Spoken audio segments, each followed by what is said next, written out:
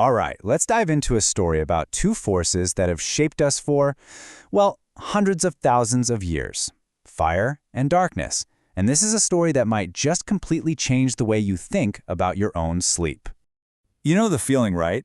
Tossing and turning, staring at the clock, just wondering why your body won't cooperate? We tend to treat it like a modern problem, some kind of malfunction of our busy lives. But what if the answer isn't in our present, but deep, deep in our evolutionary past? For the vast majority of our time on this planet, we're talking nearly 300,000 years, our ancestors' lives were run by a very simple rhythm. When the sun went down, it got dark, and in that darkness, there was fire. These two elements weren't just part of their schedule, they are literally baked into our biology. So, if we really want to understand our modern sleep problems, we have to go back. We need to take a look at our ancient blueprint for how we were actually meant to experience the night. It's honestly hard for us to even imagine this now, but for early humans, night was a terrifying time. Without the protection of fire, we were totally vulnerable, exposed, and on constant alert. Darkness wasn't a time for rest, it was a time for survival. And then, everything changed. The moment we learned to control fire, it created something absolutely revolutionary. A small, warm circle of safety in a massive, dangerous world. For the very first time in our history, humans could actually relax after the sun went down. We didn't just have to survive the night anymore, we could start to live in it.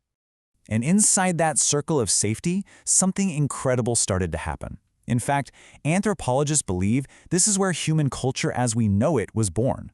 It was around the fire that we shared stories, passed on memories, and developed myths and language. This wasn't just about staying warm, it was the forge where our shared consciousness was created.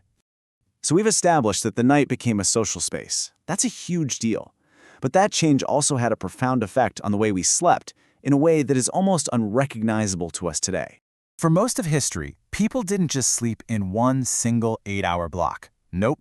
Instead, they practiced what's now known as biphasic, or segmented sleep. The night was naturally divided into two separate sleeps. Here's how it worked. Our ancestors would go to bed for a few hours, then they'd wake up for a bit in the middle of the night, a period known as the watch, before falling back into a second sleep that would last until morning. Now, this is the really crucial part. This period of being awake, the watch, it wasn't seen as a problem. It wasn't insomnia. Historical records show people would just wake up naturally and feel calm, reflective. They'd use this quiet time to think, to pray, maybe read by candlelight, or even visit with family. So the key takeaway here is this. Waking up in the middle of the night wasn't a malfunction, it was our natural, original rhythm. And you know what? Modern experiments actually confirm it. When people are taken away from all artificial light, they often just revert back to this exact same segmented sleep pattern. So if that was our natural state for millennia, what happened?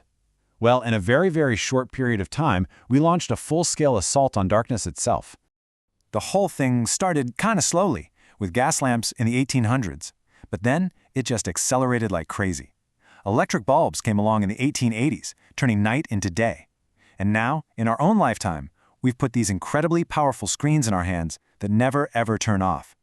We've systematically erased the night. So let's just compare them side by side. Our ancient sleep was guided by the gentle, warm light of fire. Today, it's flooded with artificial blue light. Our ancestors slept in two phases, with a calm period of wakefulness in between. We demand one continuous block, and when it's interrupted, we panic and call it anxious insomnia. And this comes at a very real biological cost. The blue light from our screens actively suppresses melatonin. That's the hormone that tells our body it's time to sleep.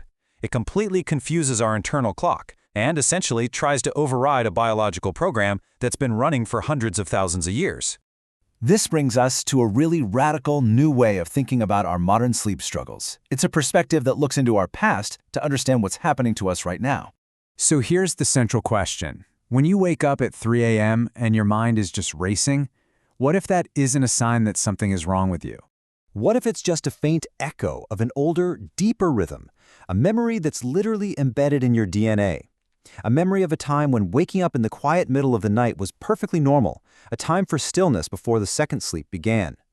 There's this powerful idea that I think just captures the essence of all this. Darkness still remembers what we once were. We may have lit up our entire world, but our ancient biology, it hasn't forgotten the rhythm of the night.